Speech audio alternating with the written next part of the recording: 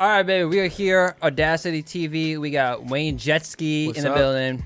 What's going on, man? Nothing much, man. How you guys doing? We're chilling, man. You're rocking a Knicks jersey right now. You a big Knicks guy? I'm a big Knicks guy. In very supportive of the tank right now, so I'm happy with the way things are going. Obviously, wasn't happy that KP got traded, but after some news, some allegations, came to light, yeah, I think maybe it was a good move. But I'm on all board for the tank hopefully for Zion. Yeah, we are on that board too, man. We want the Knicks to be good. They're just trash right now. It's hard to go to a game when they got nobody that's putting on. Like, who's the best player on the Knicks right now? Would you say?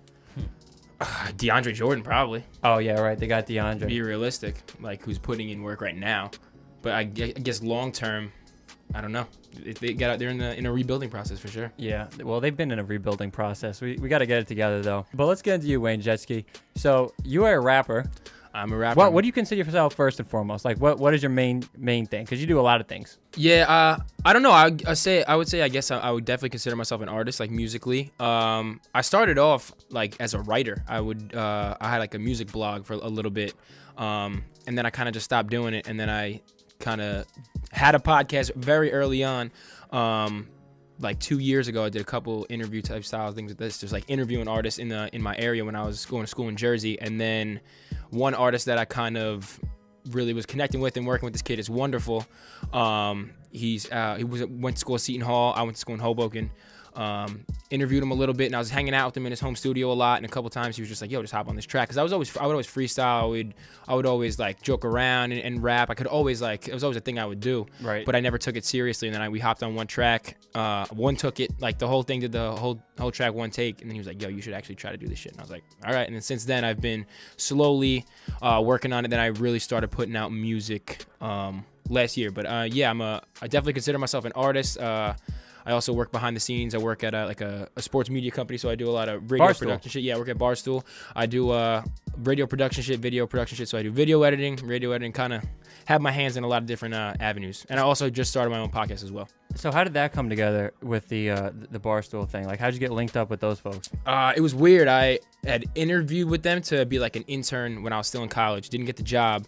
And then I was just working at the fucking Great South Bay YMCA over in Bayshore. Oh, yeah? After I graduated, like just trying to get a real job. And a buddy of mine just knew a guy who worked there to just like, I don't know, met him at a bar or something. They became boys. And then he hit him up. He's like, "Yo, you know anybody who could fill this position at Barstool?" It was like super low level. It was an intern for like the office manager. I was just doing like managerial shit, booking everybody's flights, logistical things. And then I did that for like a year, kind of just did all the bitch work. And then over the summer, the morning radio show we had, Barstool Breakfast, they needed like an extra, I guess, kind of producer type guy, kind of someone who could do all hands on deck, do a little video editing, do a little bit of like audio production. And they're like, "You want to come on?" I said, "Hell yeah." And then since then, I've kind of really just focused on that, and we've kind of taken that brand to a whole nother level. So I do like a weekly video series with them. We do a podcast with them, like different one-off video series. So that's kind of like my main focus right now, is building that brand up as well as my music. So you do a podcast with them and a separate podcast, or you're saying that's the same thing? No. So I do my own podcast. I have a podcast called 808s and Smokebreaks. It's with me and this kid Big Ev at Barstool. But it's not a Barstool entity right now. It's not picked up. It's just independent of the actual company. So it's just us on our own. Right. In our own time. We use like a Zoom recorder, a couple mics, and a little camera. And we've done a couple test podcasts. Our first one we just dropped on Friday, actually. So me and him had just kind of had a mutual shared interest in music, interest in smoking weed. Right. So we kind of thought to marry the two things and make our own, I guess, outlet to talk about it. But yeah, it's independent of Barstool right now. But the podcast I work on, it's like a podcast and radio show. The podcast is like a weekly best of. We just chop all the best bits from the radio show. So it's mainly just a radio show, Barstool Breakfast. Well, that's dope. So okay, so you're from Long Island. Yes. So you consider yourself you want to be known as a serious rapper, or more of like a parody type? Nah, definitely not a parody thing at all. I take my music very seriously for sure. I mean, I think that's definitely a way to blow up nowadays. Like you see people like, it's kind of like how Ugly God blew up with this parody meme rap shit, Young Gravy. But both of them are kind of trying to become more serious artists right now. I definitely don't want to be like a parody type deal. I mean, the name Wayne Jetski is funny. It's kind of like a play on words, but I definitely take my music serious. And I have certain songs that are like party songs that have some dumb lines in that are like funny and like memeable or whatever. But then I also have other songs that are super serious. I talk about like serious shit that went on in my life, or just like, I don't know, like sad boy shit, like heartbreak, stuff like that. So I definitely don't take music as a joke or use it as like a way to try to be kind of parodying rap. Definitely not. So when I look at you, I see almost, and I don't know if the music totally coincides with this, but I see kind of like a college jock type image, maybe a little frattish. I get that a lot, yeah. Yeah, so that's accurate, you would say? No, I'm not trying to be Sammy Adams, you know what I'm saying? Like, I'm not trying to be that, and that's what I definitely am getting kind of pigeonholed as right now, and I'm sure, like, me being at Barstool kind of doesn't help with that, because it's like a frat mentality thing, and they're not really musically inclined, not to, like, talk shit about the company or anything like that. I'm very glad that they gave me a platform. And we fuck with Barstool. Barstool is dope. I think what they did is crazy. They came up independently. They made their own name for themselves, so they're dope. And I think maybe you being a rapper or whatever, that kind of contributes a different element to their whole, you know. For sure. To their whole gig. So what song, we checked out a couple of your songs on YouTube, El Dorado. What was the biggest one? I forgot the name of it. It was the one you have the most views on. On YouTube is El Dorado. On like streaming platforms, the song called Hatchback Honey. Honey. So that song's like the first one that kind of like really popped off big. I had one song earlier called No Heart, which is like a more serious song. That I dropped probably last, I want to say March, that got like, I don't know, 25,000 on SoundCloud. I think Hatchback Honey's at like 60. So that's probably my biggest song to date. What do you do? Like what you go to the club? What's your like whole gimmick as a rapper? As a rapper. So like what you would, like if I was having a typical rapper day. Right. Is what you're saying? Yeah. So like typical rapper day for me is usually, if it's on the weekend, because I get up dumb early for work every day, so I'm always beat to shit. So I can only sleep in on the weekend, so I'll wake up like 12. Maybe get a nice bacon, egg, and cheese, roll one up, maybe hit the weed pen in the morning real quick.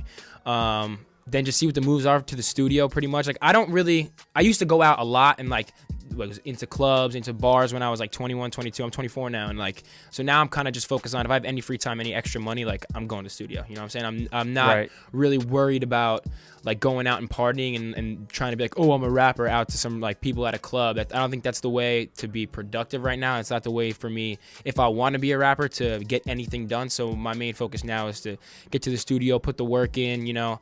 I've always, when I come through the studio, always got a couple beers on me, probably have some weed on me, and you know what, just drink a little bit, smoke a little bit, try to just vibe out. You like to be a little crossfaded when you're making music. For sure. I mean, I can definitely record sober as well. Like a lot of times, like if I'm just by myself, like I can record myself and mix myself in my house on like my shitty little mic. But when I'm in the studio, I definitely like to just get the vibes going a little bit, feel a little more relaxed, take the edge off a little bit. Because I feel like when I'm sober, I still say the same shit. Or have like the same lyrical content, but I feel like when I'm drunk or a little bit drunk and a little bit high, it just, my flow is a little bit faster. Energy. Yeah, and the energy is there, exactly, 100%. Like my energy on the mic is a lot better, and I feel like everything just sounds more natural. What first took me about you is you're a very clean-shaven guy. You don't have any facial hair. That's not by choice. I just can't fucking grow a beard. I knew it. I fucking knew it. Trust me, like I try. If I go like 2 weeks, I can get like a little goatee, but then I just look dirty as fuck. So that's not by choice. If I could grow a beard, I'd grow a beard for sure.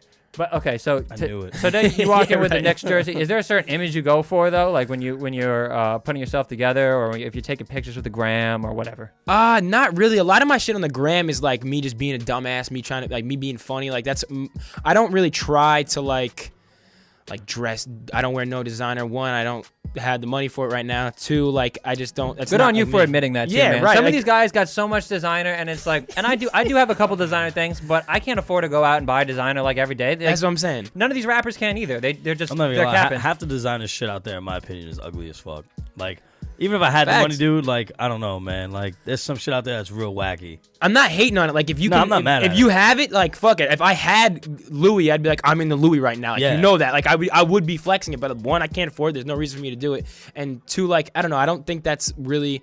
I think you could go to a thrift store, like, oh hell yeah, and get a fire fit off just from that. I like shit. Macklemore. As long as you have the, as long as you see, there we go, white rapper. As long as you put like some pieces together, definitely. Some rappers, will straight out come out and just be Walmart flexing. That's another thing, Just get an outfit at Walmart, and it works for some guys. I don't hate on that. I just think as long as you're original and you're not like, I always I'm not gonna say I dress to like stand out, but sometimes when I'm dressing, like I'll be like, all right, I don't want to look like every other fucking, like you say, bring it back to like the white fucking frat kid thing. If I go out in the city or some shit and I'm going out to a bar, I meet out some kids that I went to school with or whatever, everyone is wearing a fucking button down, khakis, and like Sperry's or some shit. Like I don't want to look like that. Like I don't want to look like this fucking random finance bro, right? Who works in Midtown and works at like fucking Deutsche Bank. Fuck that. I want to just like be myself and wear something comfortable that I can like not feel like I'm trying to be a part of like a herd of sheep. You know what I'm saying? What is the girl situation looking like for you?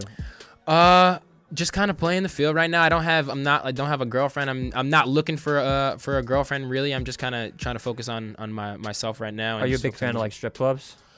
I have an interesting strip club story actually. I like strip clubs now, but the first time I kind of had strip club PTSD for a little bit. I was like 19. I went to a strip club for the first time. They took advantage of you, didn't they? They tried to. They didn't, but they tried to. Yep. So I was. That's how they get you. I mean, I love all women. I love I like thicker girls. They're hardcore capitalists in there. They want your money. They are hardcore capitalists. They're all about the fiscal dollar. And I saw like this thick, super thick, light skinned stripper. She was across the bar, and I was fucked up. I was 19. I don't even know how I got in. And I like looked at her from across the club, and I was like, "You." Then she came over and she was like, "Oh, you like me, white boy?" And I was like, "Yeah, I like you." And then she comes up to me. She's like, "You want to dance?" And I was like, "How does that work?" She's like, "Come back in the room with me." So we go back in the room. I didn't know like the security guard watches the whole time. That shit was so weird. This big brolic dude just like sitting there like, dude, it's like looking at me like play this. GTA. Yeah, you're right. You touch him in the GTA. Facts, and then you take your money touch back. him in the wrong way, and the guys come back there. They're like, no. Well, this girl, whatever, she's like, the guy's watching me. She's back there. She tells me like, all right, $20 a dance. So I'm like, all right, no big deal. I had like $100 on me. She's like dancing on me. I hear one like they were playing. It was all Nelly songs for some reason, which at a strip club is probably appropriate. She's like yeah, maybe not. I don't fucking know. It was like Nelly and Genuine, but she was like grinding all up on me. I hear a second song go by, and then I'm just like, I wasn't feeling it at first, and then she's wearing like a leotard. She like put her hands on the ground, then spread her legs and like put her vagina up to my face and then pulled her fucking leotard apart, and like her pussy was like 2 inches from my face. That's too much. I'm like, I want you to dance on me. I didn't sign up for stripper pussy. You know what I'm saying? I didn't want that. I don't want that in my face. And then I was like, that is too much. So then I bugged out. I'm like, all right, I'm good. Like, we can cut this off right now. And I was like, what is it, 2 songs? And she's like, she was pissed that I wanted to stop, I guess. And she's like, that's $80. And I was like, no, that was 2 songs. She goes, I showed you my pussy. I showed you my pussy. Give me your wallet. Yeah. Nah, she's like, no, that was 4 songs. Napoleon Dynamite, like yelling at me, calling me like every like stereotypical nerdy white dude name. She was yelling at me. So then I just handed her $45, and then she told security to go like grab me, and I just sprinted out of the fucking strip club and ran down the street. Wow. That sounds insane. Yeah, it was scary. That's a traumatic first experience. So then I didn't go to a strip club again for like 2 years probably. Now I've eased my way back into it. I fuck with Gossip heavy. Shout out Gossip, the strip club on, I think it's in Melville. Gossip is bougie, dude. That's expensive to go there. Yeah, but you're not getting like, they're classier. You're not getting pussy. I'm not gonna get disgusting fucking pussy lips on my face. But that's the quickest closure you're ever gonna get, bro. If she rubs up in your face in the fucking strip club. But okay, but you say you're not wearing designer. How much are you pulling up to with Gossip at Gossip? That you got like $40.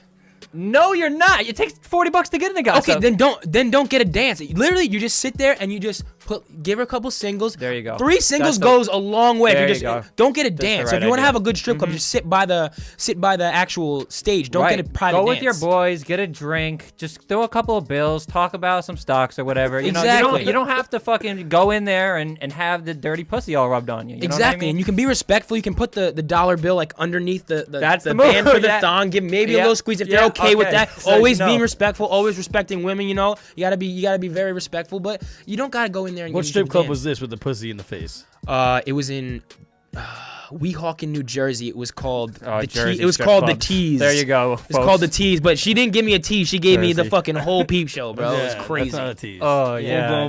Full blown pussy right in his face. I remember when I first turned 18, I was dating this girl, and she wanted to go to strip club together with me. And I feel like that's kind of lit. And for some fire. reason, the only strip clubs, and we didn't actually end up going, but the only strip clubs I could get into that like 18 and over were just ones that showed full pussy. I never understood that. Because there are strip clubs that I guess there's full pussy that they're just walking around with that, but yeah, full blown pussy. Yeah, so they weren't wearing like bikinis or anything or like I lingerie? said, I didn't go, but the ones that I was looking into, yeah, that I mean, that would be a crazy experience. The craziest strip clubs I've heard about have been in Atlanta. I haven't been to Atlanta. Oh, like Magic City. Apparently, like Texas is like the titty capital. Like Texas, like Miami. big fake tits. Yeah, Everything's like, bigger in Texas. From what I've heard, but. So yeah, you mentioned women respecting women, and I totally respect women. I get all that, but you know, we live in a very sensitive age right now, as I'm sure you're aware, Wayne Jetski. Mm-hmm. How do you feel about, like, I'm sure, you know, you might get love from some of these girls being a rapper. You got the Barstool clout. Now, if a girl comes up to you and it's debatable, like a lot of these girls, it's very ambiguous what their age is. How do we really go about that as men? Because anybody could get Me Too'd out here, is what I'm saying. You're saying first of all, we checking IDs. We gotta check. We gotta check IDs on the spot, check right? IDs on the spot. Maybe not. Like if you're at a bar, it's a decent chance she's over. Yeah. But if you go to there's bad bitches with fakes out there. Yeah, though, that's bro. true. Like, That's true. You will never know. If you're gonna bring her to bed and it's questionable, you ask that bitch for her ID, or you ask that woman. I'm sorry. I'm trying to refrain from saying bitches, even though it's very accepted in the hip hop community. I'm still trying to refrain from saying that. So we ask these goddesses for goddesses. for their That's what IDs. I gotta say. It just rolls off the tongue. I say it a lot too, folks. I don't mean to be disrespectful when I say bitches either, but it just rolls off the tongue so nicely. Like we got the bitches I don't in see the it as cut. disrespectful. The bitches are chilling. If I'm referring to a female as a specific My bitch, girl that's calls herself a bitch disrespectful. Yeah, okay, sometimes. right. But if I'm referring to the general population As bitches of as a females, whole? as bitches and all, bro, deal with it, man. We're in 2019, bro. You're right. I Like, respect same that. way girls be like, oh, that's a fuck nigga. You know what I think? Like, listen, bro, we niggas, they bitches. Like, it is what it is. You know what I think man. is gonna That's it. happen? Like, well, he says the N word, right? I 'Cause say, you're- whatever. Listen, But you know mean? that, It's not because I'm Spanish. I'm from New York, bro. I'm throwing the N word right. all around. But you know what I bro. think is gonna happen? I don't say the N word. Don't, No. don't, 'cause you're Yeah. gonna get more shit for it than I do. Oh yeah. But Yeah. like, I don't know, man. It's just a New York thing. Like, a lot of people say N words. It's funny clowning the rappers that say the N word, but what I think is going to happen is, like, you know, the N word is reserved for, you know, the certain population that can say that. I think the F word, like maybe gay people can say that, you know, have that reserved. Which I is think crazy eventually- because think about when we were growing up, yo. Like when we were in like middle school. I assume we're all like similar age. Like Yeah, I'm 24 as well. yeah, we would throw that word around like it was nothing. And What now, word? Now it's just N-word? like The N word? no, not that one. No, F word? Try to catch me. F word. The other F word. You know what I'm saying? Okay. faggot. Yeah. Yeah, Yeah, that word. We would. See, that's a hurtful fucking word, bro. Like, I won't even say that. But if we say it to like, each that other, shit- if you say it to a person that's actually rather- gay, then it's offensive. yeah, see, but I'd rather just be like, that nigga gay. Like, Yeah. than to say, yo, he a faggot. No, Like, but that I'm shit saying just hurts. when we Like, were younger, though, I feel like we never meant to say it like as someone being actually Was it gay. It'd be like, malicious? if you were stupid or you were being a weirdo, like yeah, you were just being. you were that. You know what I'm saying? And it's so weird how like words get canceled out like out of nowhere. It's like, all right, now this is. Well, off here's limits, what I'm can't say trying this to anymore. say. I think the word bitches is going to exclusively be reserved for girls. Like, they can say it, but then men won't be able to say it. I can see that. But I mean, I like, you're a bitch, Ricky. You know that. watch your mouth, my nigga. we say it casually, you know? No, we don't. Well, you just mentioned a story about how you can't say suck my dick to a certain guy because then. Oh yeah, absolutely. I mean, listen, Certain people- my boy put me on the game, bro. Like I tell the story all the time. I just told him the other day, like my boy who did some time in, like a little bit of time. I was like, we were joking around. He said some dumb shit. I'm like, yo, suck my dick, like jokingly. Yeah. He immediately changed tone and like energy, and I was like, I already knew I fucked up. Yeah. Like, at that point, I knew I fucked up, and he was just like, yo, you're like my little bro. I'm gonna put you on the game real quick. Don't just say that to any random person, because if you say it to the wrong person, get ready to get fucked up or knocked out. Like, Yeah, 100%. one of the two. So like now I don't really say suck my dick, and if I do say it, it's because I'm ready to fight, like type shit. So I say it to my homies, like know. my boys, like if we're fucking around, like someone that I knew, someone yeah, that like I grew up jokingly, with. yeah. Like I'll say, yo, Ben, suck my dick, but like I would never be like offensively, like, yo, for real, suck my dick. Because Like, that's fighting Unless you're words. trying to fight. If Yeah, if I want to yeah. fight someone, I'm telling him suck my whole dick Yeah, right now. yeah, Like, yeah, I'll yeah. fight you. I don't care. and But immediately at that point, you just better be ready to knuckle yeah, up. Like, 100%. But it's just a much more sensitive culture today. That's Yeah, the thing. everybody's a bitch. And I know you're That's not. fact, too. You just said you're kind of lightly affiliated with Barstool. That'd be an accurate representation. No, I mean I'm an employee there. I'm definitely Right. affiliated with them. That's crazy. Now 100%. Barstool does a lot of outlandish stuff too. Yeah, 100%. And with Crazy this, shit. and the way we're coming up, we kind of go around and we do some fuck shit too. So it's like, in the back of my head, I'm always thinking, you know, with this whole cancel culture phenomenon, does that ever cross your mind? Like, is someone gonna catch me for the wrong thing and then try to? Because when people start saying this person canceled, I'm like, no, I'm gonna look at it for myself and I'm gonna judge it on my own, because it comes into this like group mob mentality thing. Yeah, I think it's very dangerous. It's dangerous, right? Because Yeah. then who are we letting control that? It's all social media. It's all these little fucks that care about everything on social media that try to micromanage everybody's speech. I mean, I think it's super dangerous to tell people, especially like in the world of something that at my work at Barstool, a lot of people like give them shit, tell them like the people that I work with are writers or our podcasters, they're misogynists or that they're Nazis or shit like that. Like you got to be careful with who you throw like labels on. Like if you call someone a fucking Nazi, you got to realize what an actual Nazi is, like what it means. If someone says something you don't like and that you don't agree with, that's okay. Sometimes it's okay for you to be offended. Like you're supposed to be offended by certain shit. That's the problem. Nobody knows how to take offense anymore. That's what I'm saying. It's dangerous to put someone in a bubble and try to cancel them out or like basically like mute them from society because you don't like what they have to say or you don't like their ideas. Like I think there is shit that's fucked up and we shouldn't like stand for. Like we shouldn't stand for white people like going up to black people dropping N-words or being like racist and shit like that. That's no good. But other things that are like, I don't know, like jokes or like comedians getting canceled for like telling edgy jokes, I feel like is dangerous. It's but like it's comedy. Like that's kind of their profession. They kind of like, I feel like they're allowed to push boundaries. Yeah, you're supposed to toe the line. Yeah, I mean I don't know, man. It's just when did everybody get so sensitive? Yeah, I do. That's just what it is, man. Like, to answer your question, I do often think about like, not personally worried about me being canceled, but I think about a lot like, what's the future of this going to be in 10 years? Is there just going to be like I don't know, 10 chapter book of words you can't use or like phrases you can't say? I don't know. How do you feel about this? Because someone brought this up. We were just chopping it up last night, and someone brought up the topic of, do you think like what on a legal spectrum, what do you think the case should be for like, let's say a trans woman, say you met her at the bar, do you think they would have to tell you first? Problematic time. Like if you go in, you're rocking with some girl, you're fucked up, you don't really know, she might look good, this trans woman might be really hot in your drunk eyes. Okay. You go back or whatever, you sleep with her the next day, you realize she's a dude. Now how do you feel about yourself? So you said so hold on, you say I sleep with her and I wake up? Yeah, you consent to it, but you're drunk. So I fuck her? Yeah, but she never tells you that she was a dude. And then you wake up and you find out she has a bigger dick than you. How do you feel? How do you feel? Damn, I feel. I don't know, you bro. gotta be off the Xans and drunk for that. I would just never ever. I probably would just never speak of it again. I wouldn't definitely would never tell anybody. I would never tell. Not anything. There's nothing wrong with like gay people, whatever. I work with gay people. I have gay family. Like that's fine. I love gay people. But like I wouldn't be proud that I wasn't able to. You can say you love gay people. Don't look at me like I can't say I love gay people. I just wouldn't. I wouldn't want to be in that situation. I would feel weird because I'm very comfortable in my sexuality, and if that happened to me, I'd be like, fuck, I don't know. I don't know how I would feel about it in after that happened. That makes it would make for a funny story. It wouldn't make for a funny story, but it would make me question a lot of things, and I would just be so confused. Just the whole like. But if you're lit, like. But I feel like you would have to know. Like you're not just gonna like fuck this. Yeah, you can't be that drunk. You're not gonna miss this dick. Like if he has a bigger dick than mine, like not saying I have a huge dick, but you're gonna. You say you. I'm sorry. She. Well, he, he, whatever. If she has a bigger dick, if this specific person had a bigger penis than mine, I feel like I would notice that. Like I would notice. There's no way I'd be able to like have sex with the fucking moving aside. And I would feel like I would feel it. So I don't know if I would ever put myself in that predicament. Are you into anal sex? Not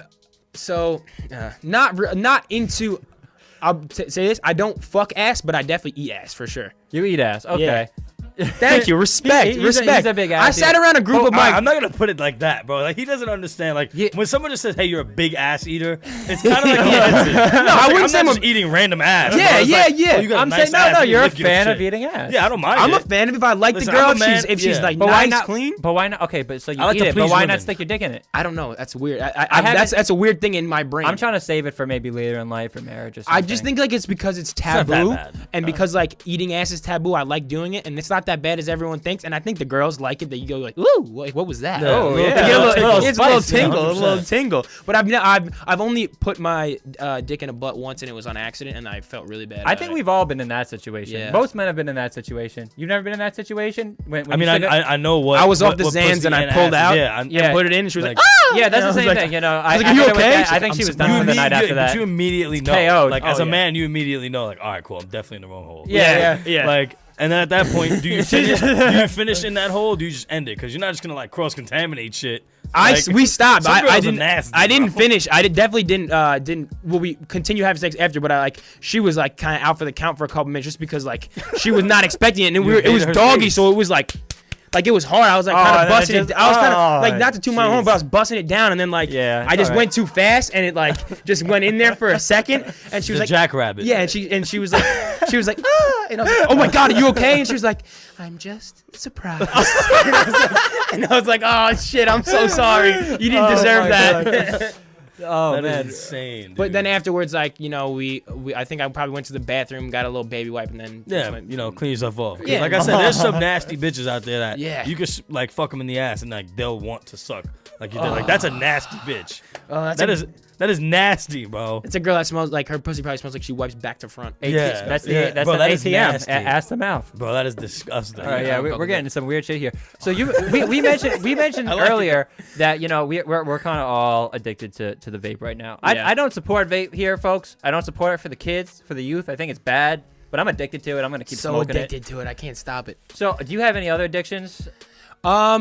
No, not. I mean, I'm not. I wouldn't say like I'm addicted to weed or whatever. I smoke weed probably close to that like every day. You're addicted. I'm addicted to weed. Yeah. But it's not the worst. I used to be. I would not say addicted. I was big into like festival drugs when I was younger. When I was coming up. So that What is that, Molly, like Molly. Molly, ecstasy, all like acid, shit like that. But I That's kind of hard shit, man. Yeah, but now I don't do that shit anymore. It'd be like we'd go to like these fucking. I told the story on my podcast.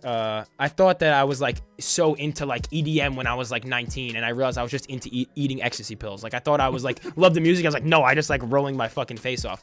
But yeah, I mean, I kind of shied away from that. It was a phase for sure. Yeah, I've been through phases like that. I had a phase when I was, a summer, and I was just popping Xans and drinking, and it wasn't a good experience. Xans is 'Cause dangerous, man. I would just It's very black out. dangerous. I would wake up at bars, not know where I was at. I try to stay away from the hardcore shit. I never done MDMA or ecstasy because I feel like I've never been to a festival, and that's kind of really the only acceptable place, in my opinion, to do it. It's definitely got to be a vibe. You can't just like. or like, you can't- if you pop us about Molly it, right turn now, up. you would just like keep bashing your head in this wall. You like, Yeah, you want to like write a movie. I would script do or like something ecstasy weird. in like Vegas or some shit. Yeah, for sure. Like, at a some- casino, it would be great. Does it Yeah, I make can't your just- dick soft or hard? It makes your dick like you get accordion penis, bro. Just you can't get. Yeah, so you can, but that's the whole point. I thought is to fuck on ecstasy. Someone once told me if you fuck on ecstasy, sex will never feel the same again. I've heard that as well. heard that Whenever too. I take it, like girls look so beautiful. Like they look so beautiful that you almost like don't want to talk to them because like you don't want to just wanna compromise. You don't want to appreciate compromise their I beauty appreciate that- with that your little light at the bar. Yeah. shimmering off the. You don't want to like face. compromise their beauty with your fucking like sweaty Molly body. Right. You mentioned being into the concert scene, taking MDMA at some points. Yeah. Would you consider the prospect of maybe making some music with that in it? You know how they've had like Like the a country Migos sample? EDM. Who's that big EDM? Carnage. Carnage. Yeah, like There's a a lot of Carnage like hip-hop, remix yeah. type shit. I can almost see you doing that. Some hard shit, yeah. If it was like super hard, like not like some weird like chain smokers, like No, you can't like really rap on vibey that. stuff like that. No, I would definitely like Carnage's beats are fire as fuck. Like if it's something like that, I could shit's probably stump. see myself doing that. I'm very like I'm very into being experimental with like my music. Like a lot. I have a couple songs. I have one song out. Lucky, produced by my boy Arco, and it has a Sheryl Crow sample. So Sheryl Crow's like a country singer. Yeah, I know Sheryl Crow. Yeah, so we sampled Sheryl Crow. We've like done a lot of guitar shit. Not all of this is out, but like we try to be very experimentational with our sampling. Saj does a great job of sampling crazy shit. Like he could sample like me fucking talking on a Snapchat and like turn it into a beat, some weird shit. That's dope. So we're always down with being super experimentational of what we're doing. And I would definitely like be open to doing some type of EDM shit. So any EDM producers, you got a beat for me, send that shit through. WayneJetskiMusic@gmail.com. But yeah, I'm open to pretty much doing anything. I'm still trying. I'll be honest. I'm still trying to feel like I'm trying to find my sound. Like I can see that. yeah, so I have different songs where like I said before, like it's kind of partyish. You could say whatever frat rap vibe. Then I have like darker songs. So I'm trying to just really find the sound, and I've only been doing this for about a year. So I'm still trying to like find the lane that I should be like musically heading down. And I really like the songs that I've done that have a little bit of guitar riffs in, or like some type of like country sample or rock sample, just to merge the guitar the riffs two are worlds. in, just like even with like Baby and Gunna type beats, all of them are Yeah. like they have the dope guitar riffs. And then I think with Old Town Road blowing up like this, I think it's gonna open up the lane for. It's gonna be That two shit is things. crazy. It's how it gonna just blew up these like that, crossbreed fucking songs, dude, and I think it's gonna open up a lane for maybe not necessarily true like country trap, because it's gonna be a lot of like memey gimmicky shit. People are gonna try to like do Old Town Road 2.0, all this shit. But I think it's gonna open the lane a lot for more experimentation. I'm excited for that for sure. Yeah, and it makes sense, right? Because those are really the two forefront genres, I would say, that people are really into. Yeah, people don't realize how big country music is. I think you combine the two, you're bringing a lot of the white, middle of the country folks together with the culture and the hip hop community. Yeah. So I think it's a dope idea. I mean, that song itself, I think is cool. I'm not the biggest fan, but I think it's real original. Like I appreciate the novelty in it. So. Old Town Road, you saying? Yeah. Billy Ray spit fucking bars. Yeah, I like this verse. That was so I'm not fire, gonna yo. lie, I like this verse. He delivered. When I on heard it, it, for I'm sure. like, all right, I can rock with this. It was just sick how it was like Lil Nas, like a black kid from Atlanta who was like talking I about. never even heard of him. Yeah. And then like I was scrolling on IG, I guess the day it like came out, and Yeah. like I heard Billy Ray's like snippet. I'm like, yo, that shit type hard. Like with the 808s and like his just country ass voice. I'm like, I can rock with that. I thought it was really cool how he talked about like Lil Nas talked about like country shit, and Billy Ray talked about like typical hip hop shit. Like he was Yeah. talking about Maseratis and it was rings a and shit. completely different like flip, and you expect like Lil Nas, being a guy from Atlanta, definitely talking about the hip hop shit, but like I don't even know. Billy Ray with a Maserati, man, that's type lit. So here's the other thing. You said you got a podcast that you just released. I do. Competition. Now- Drop the bomb. We should do some cross collaboration, maybe. I'm with whatever, man. Yeah, whatever. there's some podcasts I see on Long Island that I definitely don't fuck with, but I feel like I would fuck with you because you seem like a generally good dude, good character, think I funny know you. guy. But We got podcast beef? yeah, no podcast beef between us. No, it's not a beef because we know what the fuck it is. Yeah, Like, wait. there ain't no reason to beef about it. Like, Now, I just want to get back to something real quick because, like I said, you mentioned having a podcast, you work for Barstool, you're a rapper, so you got a lot of things going on. Do you put stock in like which one of these things? Are you kind of just pushing them all forward, and whatever takes off most, you're gonna go with? Because it like all these markets, have a certain amount of saturation. Yeah, for sure. And I think about that a lot often, like, and I'm not trying to just try one until one pops off. It's like I think I'm in a space right now. Thank God that I'm so thankful that I work at Barstool. I'm in like if I was working at a fucking a marketing job, I couldn't be a rapper. You know what I'm saying? yeah, they'd hear this interview and fire you. Yeah, 100%. So I'm in a position where like I can have a platform where it's not detrimental to my day-to-day where I'm rapping or like I'm talking about like bullshit, talking about fucking Pop and Ma. Like I can say this and then not worry about going into work like, oh my God, they Everybody had an looking interview at where you. I talk about Pop and Ma. Like I do that when I get put on the mic at work, so it's not a big deal. But I feel like I'm in a position where there's no reason why if I continue putting in effort in, because I feel like I'm working like two jobs where I'm working at Barstool doing like this podcast shit, like doing not my particular podcast. Like I said, my podcast is independent of Barstool at the moment, but like just work on the radio show and the other podcasts, like our best of podcasts that I work on. Then I'm also coming home and writing music or recording. So I think if I continue putting in the time in both areas, there's no reason why like a couple years from now I can't have a successful podcast and also be pulling in money off music So at the same time. you don't think those two things conflict, being a rapper and having a critique? Well, what would you talk about in your podcast? Because if you critique guys and you're a rapper, wouldn't that be inherently like that would conflict? No, yeah. So I don't ever like I don't ever want my like podcast to truly be critical. Like I look at Joe Budden's podcast and I feel like he's removed himself from hip hop so he can be critical of hip hop almost. Mm-hmm. But I wouldn't ever want to really like be like look at someone's album and be like, this is trash. It's more of like a social commentary of what's going on in the hip hop culture and like appreciating what's going on, and then also like commenting on stories in the hip hop, like I guess hip hop like the mainstream culture, like main mainstream culture, stories, exactly. stuff So that I don't comes ever want to out. be like, obviously I'll give my opinion on shit, and I do see where you're saying that could like the lines could get blurred if like as an artist and also critiquing other people's shit. But Yeah. I don't know. Joey Badass has a podcast, like he interviews people. I wanted to make it like more of a vehicle to just appreciate what's going on and have good conversations with people as opposed to necessarily critiquing other people's work. Because I realize how like you guys are in a spot where if you like have someone come on, you could be like, yeah, your shit trash. Like you can be honest with people and like And we have said that. yeah, and that's fine. You have reaction videos. But I feel like I've seen them. Those are fire. That's such a good thing to be doing on YouTube and shit. I just don't think that like that's ever what I really like would want to do in my lane. Like I definitely want to bring artists on, like interview them, get different stories. I'm all about having conversation. Like I think you guys. So and you me are want to having a talk great about conversation. stuff like Cardi B drugging and having sex with guys? Yeah, I guess. Harvey. Yeah, I guess I would touch on that story, shit like that for sure. It's not. My podcast is not exactly like a super. Like I said, it's not a super strict musical. Or Right, you're just gonna touch on everything. Yeah, And exactly. that's what people want to hear. Conversation. Yeah. They don't want Conversation. The conversation piece is the most important because people like this is back to my point about the cliche, the corny podcast.